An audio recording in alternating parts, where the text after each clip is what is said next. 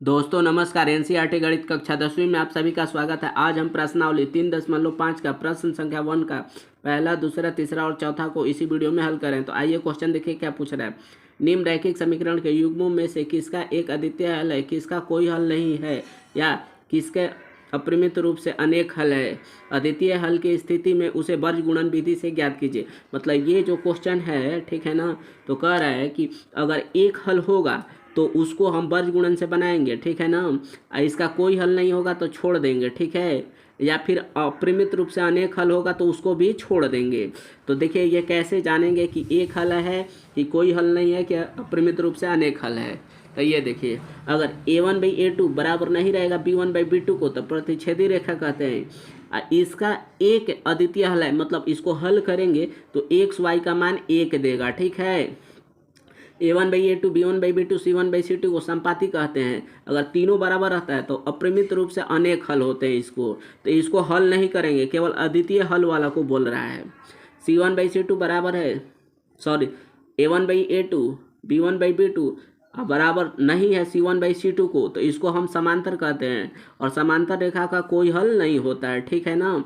तो इसमें से केवल एक है, ये वाला आएगा तो अद्वितीय हल है, इसी को हम वर्ग गुणन से बनाएंगे। तो ये a1/a2 b1/b2 क्या है, क्वेश्चन से देखिए, क्वेश्चन से अच्छा समझ में आएगा। यहाँ पर ये देखिए हमारा क्वेश्चन है पहला, यहाँ से ये, ठीक है। तो इसको बराबर के इधर कुछ भी रहेगा, ठीक है ना। वर्ग गुणन का क्या नियम होता है, सबको पहले इधर कर देंगे। लेकिन इसमें तो क्वेश्चन में ऑलरेडी एक ही तरफ है, तो एक ही तरफ है तो बस a1 a2 b1 b2 c1 c2 का मान रख देंगे। तो यहाँ पर ये फार्मूला पहले लगाएंगे। यहाँ पर देखिए, ये a1/a2 बराबर b1/b2 बराबर c1/c2। अब सभी का मान रख रहे हैं। अब सबका मान रख के इसमें से देखेंगे कि किस में आ रहा है। अगर इसमें आएगा तो अद्वितीय हल है, मतलब हल करेंगे। ये दोनों आएगा तो नहीं करेंगे, ठीक है ना। मतलब a1/a2 बराबर नहीं रहेगा b1/b2 को, तो बोल देंगे अद्वितीय हल है। अद्वितीय हल हो जाएगा, ये हो जाएगा तो हल करेंगे। तो यहाँ पर देखिए, यहाँ वाला चीज़ यहाँ कुछ भी नहीं है, यहाँ पर 1 छुपा है, तो इसी को a1 कहते हैं और इसको a2 कहते हैं हम। तो a1 का मान 1 है, तो देखिए a1 के मान हम ये के यहाँ रख रहे हैं। a2 के मान, तो a2 के मान देखिए नीचे 3 है तो 3 बराबर b1 के मान, तो देखिए b1 के मान -3 है साइन को लेकर, और b2 के मान -9 है तो -9 बराबर c1 के मान देखिए -3 है तो -3, और c2 के मान क्या है, तो c2 के मान है -2 तो -2। अब यहाँ थोड़ा हल कर लेंगे। ये देखिए माइनस माइनस कट गया। अब ये 3 के टेबल से 9 काट देगा 3 बार में, मतलब 3 के पहाड़ा 3 बार पढ़ेंगे तो 9 आ जाएगा। तो इसका क्या आया, 1/3 बराबर 1/3 बराबर 1/3/1/2। देखिए ये दोनों बराबर आ गया, ये बराबर नहीं है, ठीक है ना। तो पीछे वाला बराबर नहीं है। तो देखिए जब a1 a2 b1 b2 ये बराबर होता है, पीछे वाला बराबर नहीं रहता है, तो इसको समांतर कहते हैं। और समांतर के कोई हल नहीं होता है। जब कोई हल नहीं है तो इसको वर्ग गुणन लगाएंगे नहीं, बस यहाँ लिख देंगे कि इसका कोई हल नहीं है, इसका कोई हल नहीं है। ये हमारा आंसर हो जाएगा पहला का, ठीक है। अब दूसरा देखिए, दूसरा इसको कैसे बनाएंगे। तो दूसरा क्वेश्चन यहाँ पर, ये दूसरा यहाँ पर हम क्वेश्चन लिख दिए हैं, ठीक है।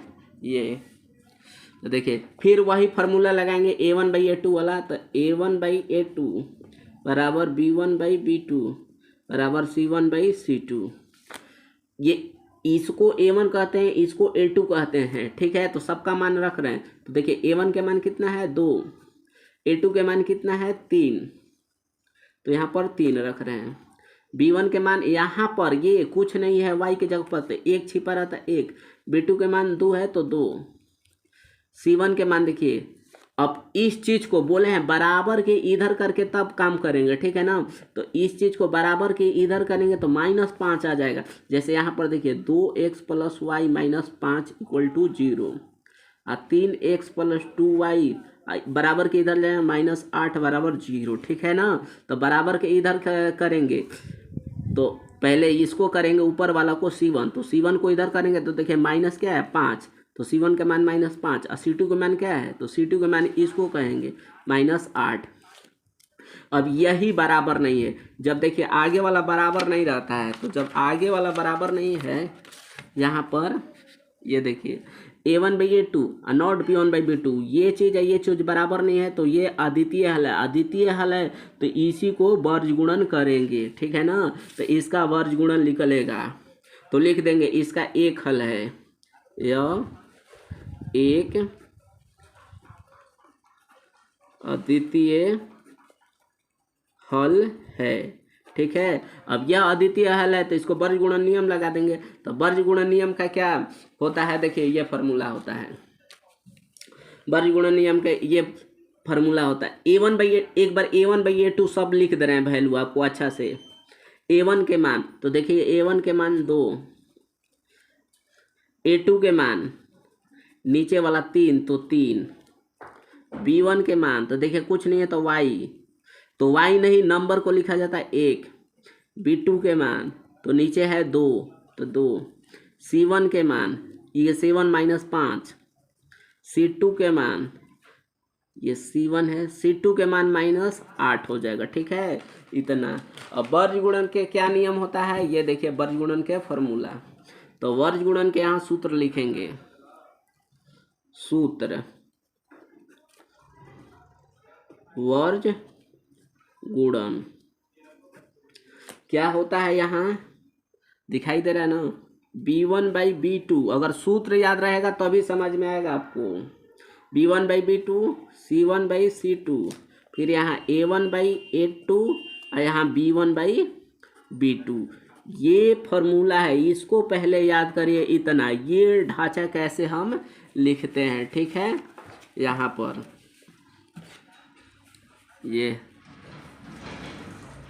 आगे देखिए इसको। अब इसमें क्या होता है, ये अगर याद रहेगा तो फार्मूला बन जाएगा। अब इसी से फार्मूला बनेगा, तो पहले इसमें गुणा करते हैं ये वाला में, ठीक है। B1 को C2 में गुणा करेंगे, तो देखिए इसका कैसे फार्मूला बनाएंगे। पहले B1 को C2 से गुणा करेंगे, तब B2 को C1 से गुणा करेंगे, इसीलिए पहले वाला को तीर लगा दिए। फिर इसको इसमें पहले गुणा करेंगे, तब इसको इसमें गुणा करेंगे, फिर पहले इसको इसमें गुणा करेंगे, तब इसको इसमें गुणा करेंगे, ठीक है ना। यहाँ पर अब इसको x कहते हैं, इसको y कहते हैं, इसको 1 कहते हैं, ठीक है। अब हमारा फार्मूला क्या बनेगा, तो देखिए x बराबर फार्मूला यहाँ बनेगा, x बराबर क्या बनेगा, बोले है ना इसको इसके साथ गुणा करेंगे, तो इसको साथ गुणा करेंगे तो B1 गुणे ये C2, तब यहाँ माइनस होता है, इसमें गुणा करने से पहले माइनस लगा देते हैं, तब B2 गुणे C1 करेंगे यहाँ पर, ठीक है। तब बराबर, तब यहाँ लिखते हैं y, फिर वही C1 A2 को गुणा करेंगे तो C1 गुणे A2, फिर माइनस, फिर C2 A2, C2 गुणे A1, फिर यहाँ बराबर, फिर ये 1 लिखेंगे, फिर A1 B2 के गुणा करेंगे तो A1 गुणे B2, फिर माइनस लगाएंगे, फिर B2 गुणे B1, इधर दिखाई दे रहा है ना, हाँ चलिए ठीक है, ये B1। अब सबका मान रखकर इसको देखिए हल करें तो x, अब यहाँ पर देखिए B1, तो B1 के मान क्या है, तो B1 का मान यहाँ 1 है, ऊपर में देख लीजिएगा नहीं दिखाई दे रहा है तो हम जल्दी जल्दी डाल रहे हैं, ठीक है ना।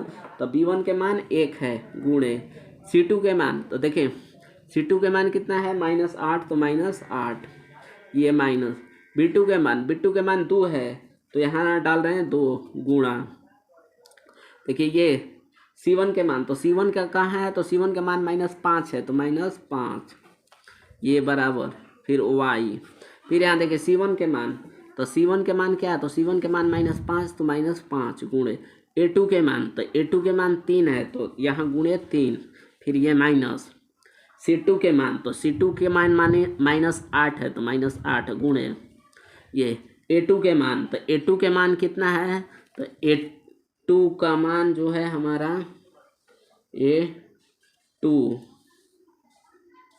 A2 का मान A1 है यहाँ, A1 के मान 2 है तो यहाँ कर देंगे 2 बराबर y।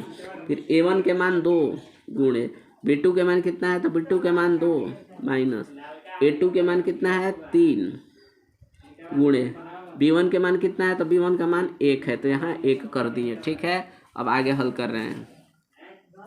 ये देखिए x 1 में -8 में करेंगे -8, ये माइनस में 5 में या 2 में करेंगे तो -10 है, -10 में यहाँ ब्रैकेट है तो +10 हो जाएगा इतना बराबर y। -5 में 3 में गुणा करेंगे -15। ठीक है, यहाँ माइनस है, इसमें करेंगे -16 में फिर इस माइनस से गुणा कर देंगे तो +16 1। 2 में करेंगे 4 माइनस 3 में करेंगे 3 में इस माइनस में करेंगे तो प्लस, ये यहाँ पर ये हो जाएगा। ये देखिए 2 में करेंगे 4 ये केवल माइनस है, यहाँ तो हो जाएगा 3 में -3 में करेंगे तो -3 ही होगा। अभी देखिए x प्लस माइनस हमेशा घटता है 2 y प्लस माइनस कटेगा 16 में से 15 घटेंगे 1। नीचे दिखाई दे रहा है कि नहीं? देखिए यहाँ पर ये क्या ये है x प्लस माइनस घटता है 10 में से 8 कटेंगे 2 फिर y बराबर 16 में से 15 कटेंगे 1 ऊपर 1 माइनस है 4 में से 3 जाएगा 1। अब क्या काम, इसका कॉम्बिनेशन इसके साथ करते हैं तो x/2 बराबर 1/1। ठीक है, अब फिर इसका कॉम्बिनेशन इसके साथ करेंगे, मतलब एक को लेकर इसको फिर इसको लेकर इसको किया जाता है। यही नियम होता है, यही रूल होता है वर्ग गुणन के। क्रॉस मल्टीप्लाई करेंगे, 1 में x में गुणा करेंगे x, 2 में x में 1 में गुणा करेंगे x, 2 में 1 में गुणा करेंगे 2 तो x बराबर 2 आंसर हो जाएगा। 1 में y में गुणा करेंगे y, 1 में करेंगे y, ये हमारा आंसर हो गया। अगला देखिए तीसरा, ये तीसरा क्वेश्चन है, कह रहा है कि अगर एक अद्वितीय हल है तो वर्ग गुणन लगाएंगे या नहीं होगा तो नहीं लगाएंगे। तो देखिए ये क्वेश्चन है, तो A1/A2 बराबर B1/B2 नहीं होगा, आगे वाला दोनों बराबर नहीं होगा तो इसको अद्वितीय हल कहते हैं, तभी वर्ग गुणन लगाएंगे। तो देखिए ये इधर है तो 20 है तो वर्ग गुणन का क्या नियम होता है, सबको बराबर को एक ही तरफ करते हैं। तो ये 3x - 5y 20 है, बराबर किधर जाएगा -20 बराबर 0। ठीक है, उसी तरह 6x - 10y 40 है, बराबर की इधर जाएगा -40, ये हो गया। अब A1/A2 B1/B2 C1/C2 को इस पर सबका वैल्यू रख रहे हैं, वैल्यू रख कर देख रहे हैं इसमें से कौन आएगा। अगर ये आता है खाली तो वर्ग गुणन लगाएंगे, ये नहीं आएगा तो वर्ग गुणन नहीं लगाएंगे। तो देखिए पहले A1 के मान, तो इसको आगे वाला को कहेंगे, इसको चर कहते हैं, अचर वाला को लिखेंगे। A1 का मान 3, A2 के मान 6, उसी तरह B1 के मान -5, B2 के मान -10, C1 के मान कितना है 20 माइनस C2 के मान -40। ठीक है, अब देखिए 3 के पढ़ा 2 बार पढ़ेंगे तो 3 दूनी 6 कट गया 2 बार में, माइनस कट गया 5 दूनी 10, ये 2 बार में कट जाएगा। ठीक है, माइनस कट गया 20 दूनी 40, 2 बार में कट गया तो 1/2 1/2 1/2 मतलब 1/2 1/2 तीनों बराबर हो गया। तीनों बराबर है तो इसको क्या कहते हैं, जब तीनों बराबर होता है संपाती होता है, इसका अनेक हल है। जब अनेक हल है तो इसका वर्ग गुणन नहीं लगाएंगे, बस लिख देंगे अपरिमित रूप से अनेक हल है तो इसका अनेक हल है, आंसर दे देगा। ठीक है, चौथा देखिए ये, फिर इस चौथा को तो फिर वही चेक करते हैं कि इस तीनों में से किस में आ रहा है। तो देखिए तीनों में से किस में आ रहा है, फिर वही चीज़ चेक कर रहे हैं यहाँ पर। A1/A2 B1/B2 C1/C2 फार्मूला पर रख रहे हैं। तो देखिए A1 के मान यहाँ कुछ नहीं है तो 1 तो 1, A2 के मान कितना है 3 तो 3, B1 के मान, इसको B1 कहते हैं इसको B2 कहते हैं, तो B1 के मान -3 तो -3 लिखे हैं, B2 के मान -3 है तो -3, C1 के मान -7, C2 के मान -15। ये देखिए माइनस कटा दिए, 3 कट गया एक बार में तो ठीक है, यहाँ पर ये चीज़। अब 1/3 ये लिख दिए, यहाँ भी 1 हो जाएगा, यहाँ भी 1/1 पीछे में -7/15। देखिए ये 1/3 और यहाँ 1/1, ये दोनों बराबर नहीं है। जब दोनों बराबर नहीं है तो कह देते हैं कि यह एक अद्वितीय हल है, यह एक अद्वितीय हल है तो इसका वर्ग गुणन लगाएंगे। तो देखिए इसका वर्ग गुणन कैसे लगाते हैं, ये क्वेश्चन से देखिए। यहाँ पर ये क्वेश्चन हो गया, A1 के मान इतना, A2 के मान इतना, B1 के मान इतना, B2 के मान इतना, C1 के मान इतना, C2 के मान इतना। यहाँ से ये लिखे हैं, फार्मूला यहाँ पर लिख दिए, B1/B2 C1/C2 A1/A2 b1/b2। ये फार्मूला होता है। पहले इसको इसके साथ गुणा करेंगे, हमेशा याद रखना चाहिए, इसलिए तीर तीर लगाए हैं। तो b1 गुणे b2, तो देखिए b1 गुणे b2 माइनस b2 गुणे c1, तो b2 गुणे c1, फिर बराबर यहाँ पर देखिए c1 a2, तो c1 गुणे a2 गुणा कर दिए, फिर माइनस, फिर c2 गुणे a1, तो c2 गुणे a1, फिर बराबर ये 1, तो फिर इसको साथ गुणा करेंगे, a1 गुणे b2 और फिर माइनस a2 गुणे b1 यहाँ पर। अब यहाँ सबका वैल्यू रख दिए हैं, तो देखिए b1 का मान कितना है, तो b1 का मान -3 है। दिखाई दे रहा है? नहीं दिखाई दे रहा है तो ऊपर रख लीजिएगा, देख लीजिएगा, ठीक है। सबका यहाँ वैल्यू रख दिए हैं। जब सबको वैल्यू रख दिए हैं यहाँ पर, तो हल किए हैं लास्ट में, तो इतना आया है। सेम क्वेश्चन उसी तरह। तो क्या करते हैं, इसको एक साथ इसके साथ लेंगे, तो x/24 1/6। एक चीज़ जान लीजिए, क्रॉस मल्टीप्लाई भी कर सकते हैं, चाहे नीचे नीचे बराबर होता है, यहीं काट देता है इसको 4 बार में, ठीक है ना। तो अब 1 में या 4 में गुणा कर देंगे 4, यहाँ कुछ नहीं है तो 1 ना, तो आप क्रॉस मल्टीप्लाई भी कर सकते हैं, ठीक है। 1 में x में गुणा करेंगे तो x हो जाएगा, और 4 में 1 में करेंगे गुणा तो 4, तो x बराबर 4 आंसर आ गया। अब यहाँ y बराबर देखिए, y -6 बराबर 1/6। यहाँ भी इसको काट दिया 1 बार में। अब यहाँ कुछ नहीं है तो 1 है, तो 1 में y में गुणा करेंगे y। ऐसा नियम होता है, आप नहीं जानते हैं तो जान लीजिए, ना तो आप क्रॉस मल्टीप्लाई करके भी बना दीजिएगा, ठीक है। क्रॉस मल्टीप्लाई भी बता दे रहे हैं हम, दोनों मेथड। तो यहाँ 1 में y में करेंगे y, -1 में y में करेंगे तो कितना हो जाएगा, -1। तो ये आंसर हो गया, ठीक है। देखिए क्रॉस मल्टीप्लाई भी बता दे रहे हैं, इसका क्रॉस मल्टीप्लाई, ये इसका क्रॉस मल्टीप्लाई भी बता देना है। x/24 बराबर 1/6। 6 में x में गुणा करेंगे, तिर्यक गुणा, तो 6x होगा, 6x, और 24 में 1 में गुणा करेंगे तो 24, तो x बराबर 24। यहाँ भाग में रहता है, अगला स्टेप में गुणा में आ जाता है, ये काट दिया 4, तो x बराबर 4 हमारा आंसर दे दिया। उसी तरह इसका भी क्रॉस मल्टीप्लाई देख लीजिए, y -6 1/6। 6 में y में गुणा करेंगे 6y, -6 में 1 में गुणा करेंगे -6, y बराबर -6। यहाँ गुणा में रहता है, अगला स्टेप में भाग में आ जाता है, 6 काट देगा -1 बार में, तो y बराबर -1। यही आंसर हो गया, ठीक है। अगर वीडियो पसंद है तो इसे एक लाइक शेयर सब्सक्राइब कर दीजिएगा। थैंक्स।